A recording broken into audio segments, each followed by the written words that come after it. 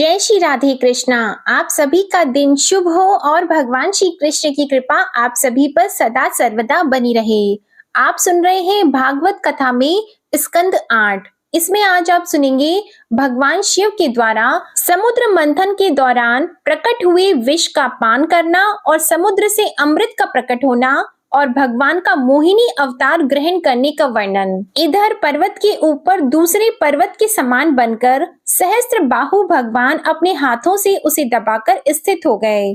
उस समय आकाश में ब्रह्मा, शंकर, इंद्र आदि उनकी स्तुति और उनके ऊपर पुष्पों की वर्षा करने लगे। इस प्रकार भगवान ने पर्वत के ऊपर उसको दबा रखने वाले के रूप में, नीचे उसके आधार कच्छप के रूप में, देवता और असुरों के शरीर में उनकी शक्ति के रूप में, पर्वत में दृढ़ता के रूप में और नेति बने हुए वासुकी नाग में निद्रा के रूप में, जिससे उसे कष्ट न हो, प्रवेश करके सब ओर से सबको शक्ति संपन्न कर दिया। अब वे अपने बल की मद से उन्मत्त होकर मंदराचल के द्वारा बड़े वेग से समुद्र मंथन करने लगे। उस समय समुद्र और उसमें रहने वाले मगर, मछली आदि जीव शुद्ध हो गए। नागराज वासुकी के हजारों कठोर नेत्र, मुख और श्वासों से विष की आग निकलने लगी। उनके धुएं से पौलोम, काले, बलि, इलवल आदि असुर निस्तेज हो गए। उस समय वे ऐसे जान पड़ते थे मानो दावानल से झुलसे हुए साखों के पेड़ खड़े हों। देवता भी उससे न बच सके। वासुकी के श्वास की लपटों से उनका भी तेज फीका पड़ गया। वस्त्र, माला, कवच एवं मुख धूमिल हो गए। उनकी यह दशा देखकर भगवान की प्रेरणा से बादल देवताओं के ऊपर वर्षा करने लगे एवं वायु समुद्र की तरंगों का स्पर्श करके शीतलता और सुगंधि का संचार करने लगी। इस प्रकार देवता और असुरों के समुद्र मंथन करने पर भी जब अमृत न निकला, तब स्वयं अजित भगवान समुद्र मंथन करने लगे। मेघ के समान सांवले शरीर पर सुनहला पीतांबर, कानों में बिजली के समान चमकते हुए कुंडल, सिर पर लहराते हुए घुंघराले बाल, नेत्रों में लाल लाल रेखाएं और गले में वनमाला सुशोभित हो रही थी। संपूर्ण जगत को अभय दान करने वाले अपने विश्व विजयी भुज दंडों से वासुकी नाग को पकड़कर तथा कूर्म रूप से पर्वत को धारण कर जब भगवान मंदराचल की मथानी से समुद्र मंथन करने लगे, उस समय वे दूसरे पर्वतराज के समान बड़े ही सुंदर लग रहे थे। जब अजित भगवान ने इस प्रकार समुद्र मंथन किया, तब समुद्र में बड़ी खलबली मच गई। मछली, मगर, सांप और कछुए भयभीत होकर ऊपर आ गए और इधर उधर भागने लगे। तिमी, तिमिंगिल आदि मत्स्य, समुद्र हाथी और ग्राह व्याकुल हो गए। उसी समय पहले पहल हलाहल नाम का अत्यंत उग्र विष निकला। वह अत्यंत उग्र विष दिशा विदिशा में ऊपर नीचे सर्वत्र उड़ने और फैलने लगा। इस असहनीय विष से बचने का कोई उपाय भी तो नहीं था। भयभीत होकर संपूर्ण प्रजा और प्रजापति किसी के द्वारा त्राण न मिलने पर भगवान सदाशिव की शरण में गए। भगवान शंकर सती जी के साथ कैलाश पर्वत पर विराजमान थे। बड़े बड़े ऋषि मुनि उनकी सेवा कर रहे थे। वे वहां तीनों लोकों के अभ्युदय और मोक्ष के लिए तपस्या कर रहे थे। प्रजापतियों ने उनका दर्शन करके उनकी स्तुति करते हुए उन्हें प्रणाम किया। प्रजापतियों ने भगवान शंकर की स्तुति की। देवताओं के आराध्य देव महादेव, आप समस्त प्राणियों के आत्मा और उनके जीवन दाता हैं। हम लोग आपकी शरण में आए हैं। त्रिलोकी को भस्म करने वाले इस उग्र विष से आप हमारी रक्षा कीजिए। सारे जगत को बांधने और मुक्त करने में एकमात्र आप ही समर्थ हैं। इसलिए विवेकी पुरुष आपकी ही आराधना करते हैं, क्योंकि आप शरणागत की पीड़ा नष्ट करने वाले एवं जगत गुरु हैं। प्रभु, अपनी गुणमयी शक्ति से इस जगत की सृष्टि, स्थिति और प्रलय करने के लिए आप अनंत एक रस होने पर भी ब्रह्मा, विष्णु, शिव आदि नाम धारण कर लेते हैं। आप स्वयं प्रकाश हैं। इसका कारण यह है कि आप परम रहस्यमय ब्रह्म तत्व हैं। जितने भी देवता, मनुष्य, पशु, पक्षी आदि सत अथवा असत चराचर प्राणी हैं, उनको जीवन दान देने वाले आप ही हैं। आपके अतिरिक्त सृष्टि भी और कुछ नहीं है, क्योंकि आप आत्मा हैं। अनेक शक्तियों के द्वारा आप ही जगत रूप में भी प्रतीत हो रहे हैं। क्योंकि आप ईश्वर हैं, सर्व समर्थ हैं। हे भगवान, आपका परम ज्योतिर्मय स्वरूप स्वयं ब्रह्मा है। उसमें न तो रजोगुण, तमोगुण एवं सत्व गुण है और न किसी प्रकार का भेदभाव है। आपके उस स्वरूप को सारे लोकपाल, यहाँ तक कि ब्रह्मा, विष्णु और देवराज इंद्र भी नहीं जान सकते। आपने कामदेव, दक्ष के यज्ञ, त्रिपुरासुर और कालकूट विष, जिसको आप अभी अभी अवश्य पी जाएंगे, और अनेक जीवद्रोही असुरों को नष्ट कर दिया है। परंतु यह कहने से आपकी कोई स्तुति नहीं होती, क्योंकि प्रलय के समय आपका बनाया हुआ यह विश्व आपके ही नेत्र से निकली हुई आग की चिंगारी एवं लपट से जलकर भस्म हो जाता है, और आप इस प्रकार ध्यान मग्न रहते हैं कि आपको इसका पता ही नहीं चलता। श्री सुखदेव जी कहते हैं, परीक्षित, प्रजा का यह संकट देखकर समस्त प्राणियों के अकारण बंधु देवादिदेव भगवान शंकर के हृदय में कृपावश बड़ी व्यथा हुई। उन्होंने अपनी प्रिया सती से यह बात कही। शिवजी ने कहा, देवी, यह बड़ी खेद की बात है। देखो तो सही, समुद्र मंथन से निकले हुए कालकूट विष के कारण प्रजा पर कितना बड़ा दुख आ पड़ा है। ये बेचारे किसी प्रकार अपने प्राणों की रक्षा करना चाहते हैं। इस समय मेरा यह कर्तव्य है कि मैं इन्हें निर्भय कर दूं। जिनके पास शक्ति सामर्थ्य है, उनके जीवन की सफलता इसी में है कि वे दीन दुखियों की रक्षा करें। सज्जन पुरुष अपने क्षण भंगुर प्राणों की बलि देकर भी दूसरे प्राणियों के प्राण की रक्षा करते हैं। हे कल्याणी, अपने ही मोह की माया में फंसकर संसार के प्राणी मोहित हो रहे हैं और एक दूसरे से वैर की गांठ बांधे बैठे हुए हैं। उनके ऊपर जो कृपा करता है, उस पर सर्वात्मा भगवान श्री कृष्ण प्रसन्न होते हैं, और जब भगवान प्रसन्न हो जाते हैं, तब चराचर जगत के साथ मैं भी प्रसन्न हो जाता हूँ।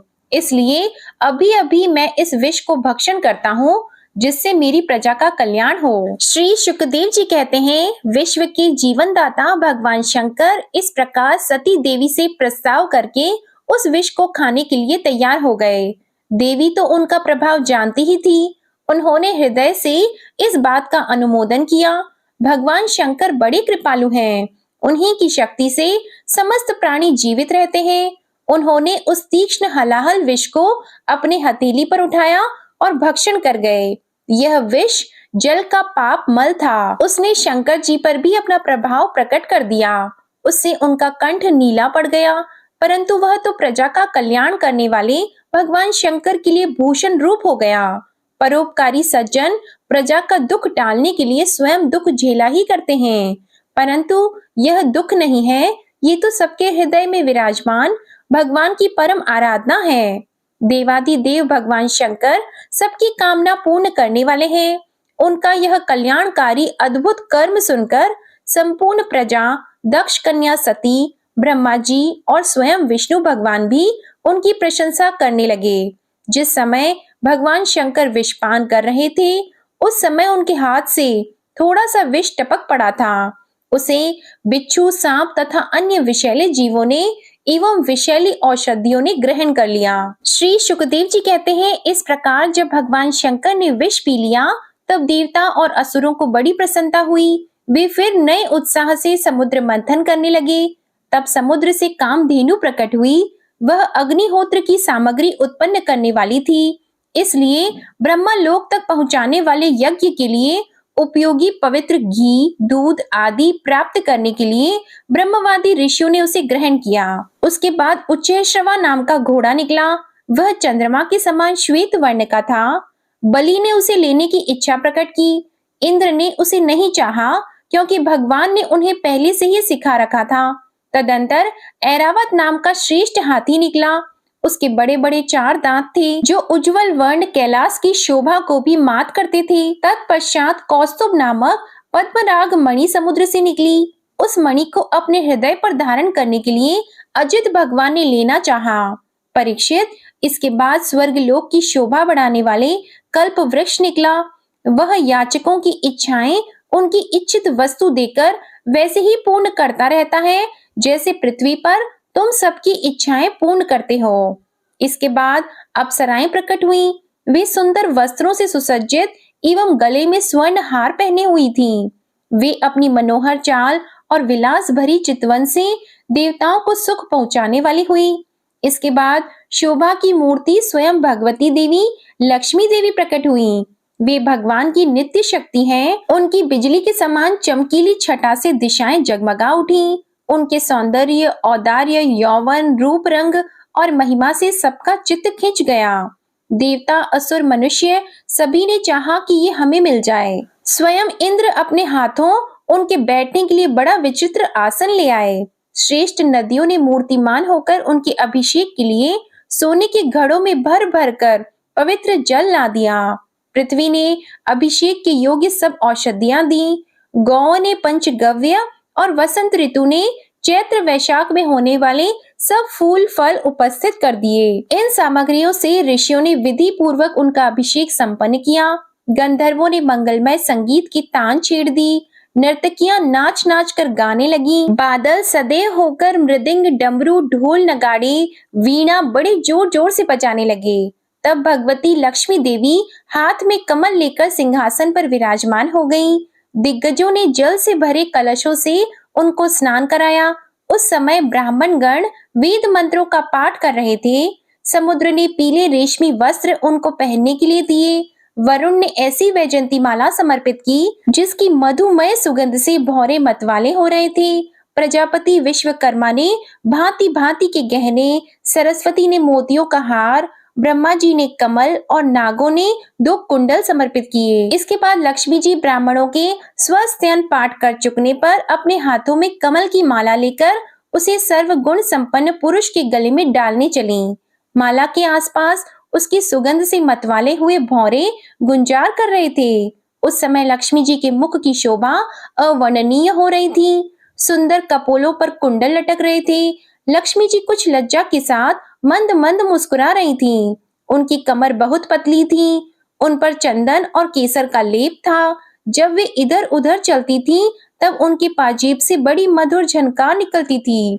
ऐसा जान पड़ता था मानो कोई सोने की लता इधर उधर घूम फिर रही है। वे चाहती थी कि मुझे कोई निर्दोष और समस्त उत्तम गुणों से नित्य युक्त अविनाशी पुरुष मिले तो मैं उसे अपना आश्रय बनाऊं, वरण करूं।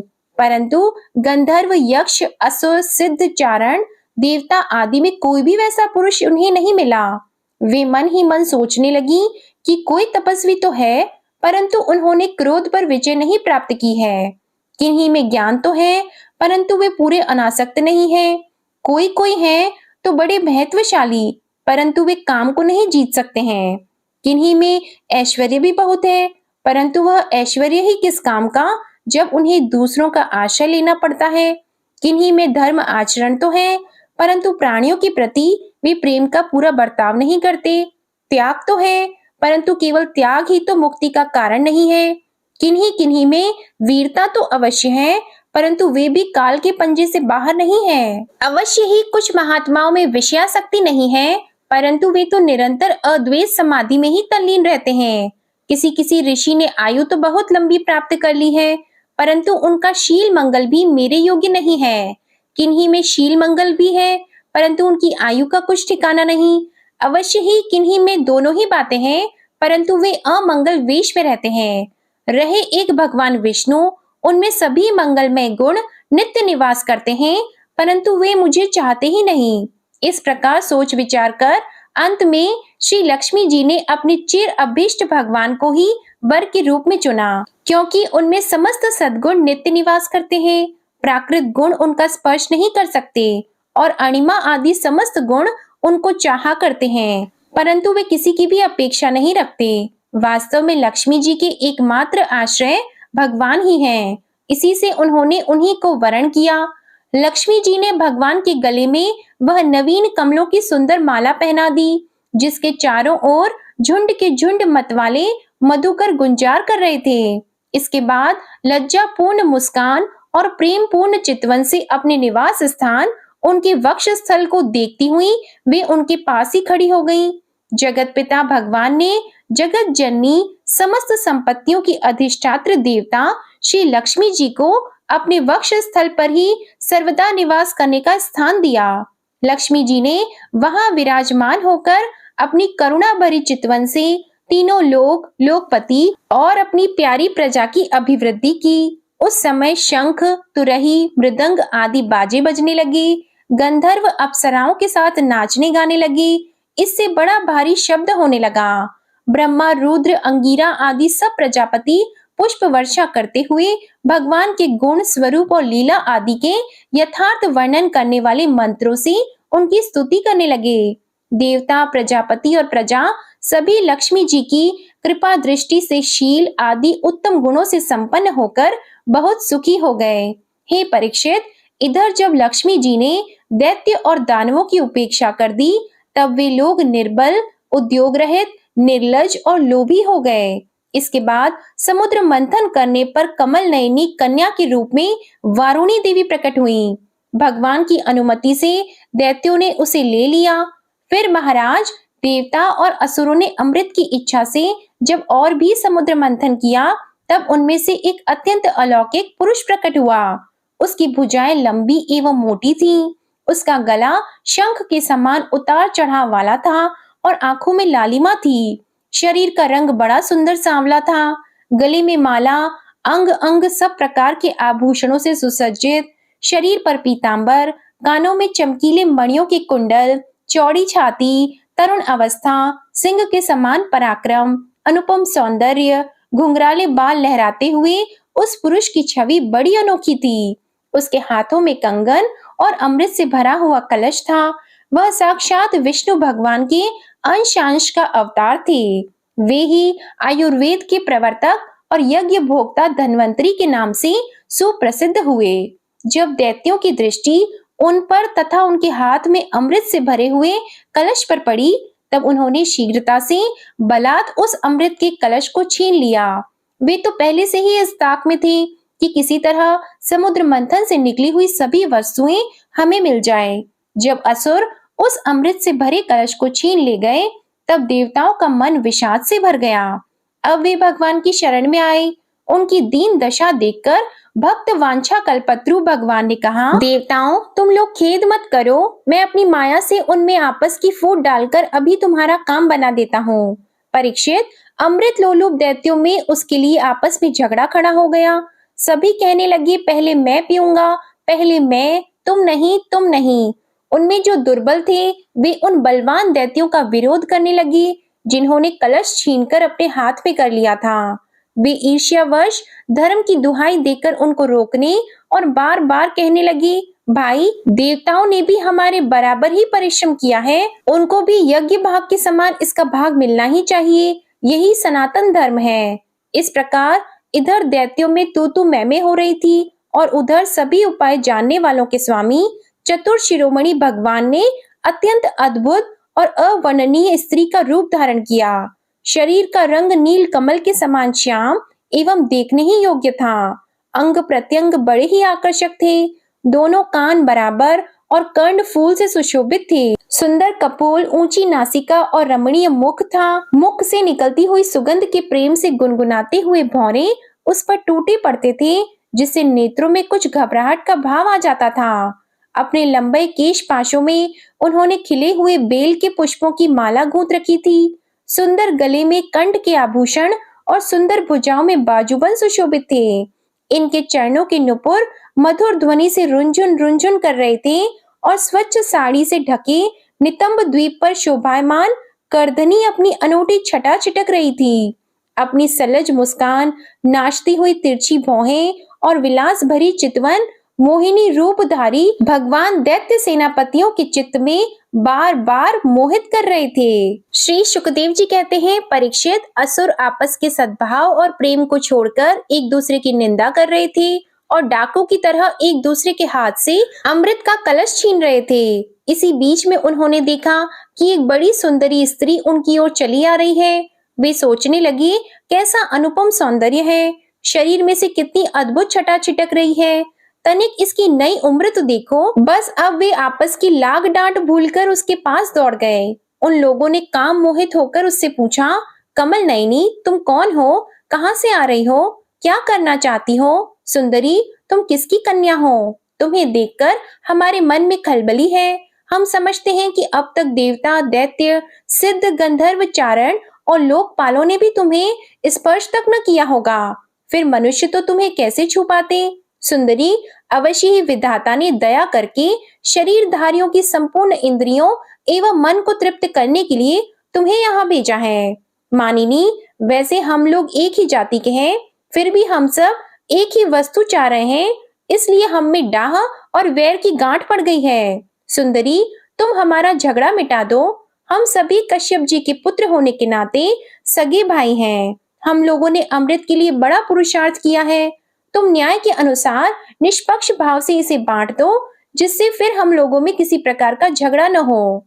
असुरों ने जब इस प्रकार प्रार्थना की, तब लीला से स्त्री वेश धारण करने वाले भगवान ने तनिक हंसकर और तिरछी चितवन से उनकी ओर देखते हुए कहा। श्री भगवान ने कहा, आप लोग महर्षि कश्यप के पुत्र हैं और मैं हूँ कुलटा। आप लोग मुझ पर न्याय का भार क्यों डाल रहे हैं? विवेकी पुरुष स्वेच्छाचारिणी स्त्रियों का कभी विश्वास नहीं करते। दैत्यों, कुत्ते और व्यभिचारिणी स्त्रियों की मित्रता स्थायी नहीं होती। वे दोनों ही सदा नए नए शिकार ढूंढा करते हैं। श्री सुखदेव जी कहते हैं, परीक्षित, मोहिनी की परिहास भरी वाणी से दैत्यों के मन में और भी विश्वास हो गया। उन लोगों ने रहस्यपूर्ण भाव से हंसकर अमृत का कलश मोहिनी के हाथ में दे दिया।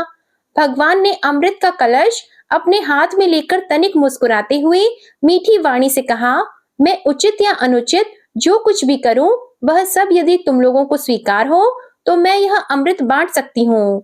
बड़े बड़े दैत्यों ने मोहिनी की यह मीठी बात सुनकर उसकी बारीकी नहीं समझी, इसलिए सब ने एक स्वर से कह दिया, स्वीकार है। इसका कारण यह था कि उन्हें मोहिनी के वास्तविक स्वरूप का पता नहीं था।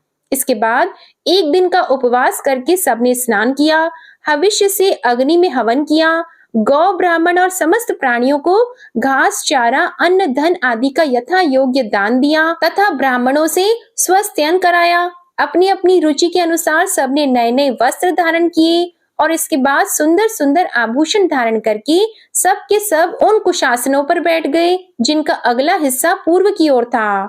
जब देवता और दैत्य दोनों ही धूप से सुगंधित मालाओं और दीपकों से सजे सजाए भव्य भवन में पूर्व की ओर मुंह करके बैठ गए, तब हाथ में अमृत का कलश लेकर मोहिनी सभा मंडप में आई।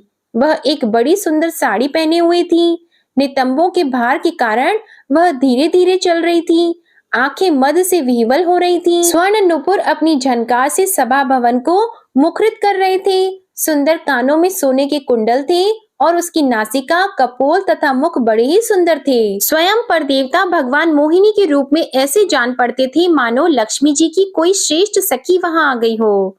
मोहिनी ने अपनी मुस्कान भरी चितवन से देवता और दैत्यों की ओर देखा तो वे सब के सब मोहित हो गए। भगवान ने मोहिनी रूप में यह विचार किया कि असुर तो जन्म से ही क्रूर स्वभाव वाले हैं, इनको अमृत पिलाना सर्पों को दूध पिलाने के समान बड़ा अन्याय होगा, इसलिए उन्होंने असुरों को अमृत में भाग नहीं दिया।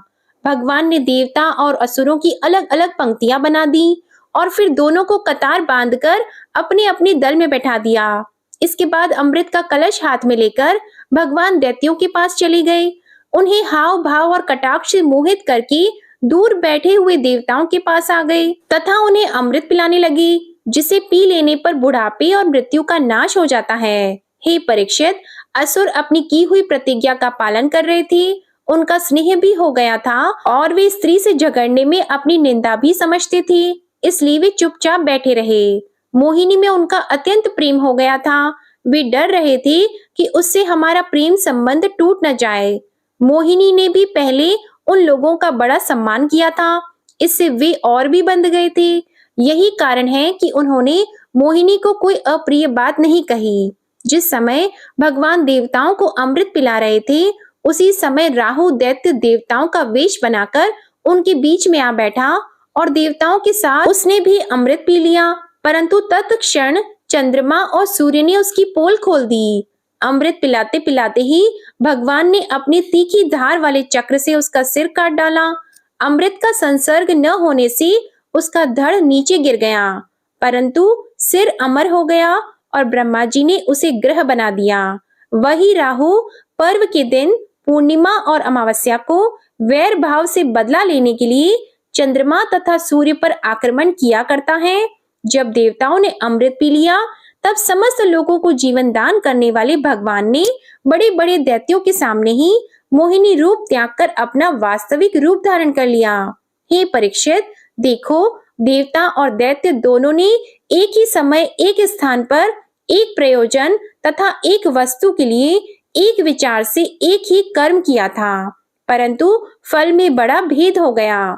उनमें से देवताओं ने बड़ी सुगमता से अपने परिश्रम का फल अमृत प्राप्त कर लिया, क्योंकि उन्होंने भगवान के चरण कमलों की रज का आश्रय लिया था, परंतु उससे विमुख होने के कारण परिश्रम करने पर भी असुर गण अमृत से वंचित ही रहे। मनुष्य अपने प्राण, धन, कर्म, मन और वाणी आदि से शरीर एवं पुत्र आदि के लिए जो कुछ करता है वह व्यर्थ ही होता है, क्योंकि उसके मूल में भेद बुद्धि बनी रहती है। परंतु उन्हीं प्राण आदि वस्तुओं के द्वारा भगवान के लिए जो कुछ किया जाता है वह सब भेदभाव से रहित होने के कारण अपने शरीर, पुत्र और समस्त संसार के लिए सफल हो जाता है। जैसे वृक्ष की जड़ में पानी देने से उसका तना, टहनियां और पत्ते सब के सब सिंच जाते हैं, वैसे ही भगवान के लिए कर्म करने से वे सबके लिए हो जाते हैं। जय श्री कृष्णा। आज की कथा समाप्त होती है। आशा करती हूँ आपको आज की कथा पसंद आई होगी। अगर पसंद आए तो वीडियो को लाइक करना मत भूलिएगा और कमेंट में भगवान श्री कृष्ण की जय लिखना भी मत भूलिएगा। और जिन्होंने भी अभी तक हमारे चैनल को सब्सक्राइब नहीं किया है वे चैनल को सब्सक्राइब कर लें और बेल आइकन भी प्रेस करें। धन्यवाद।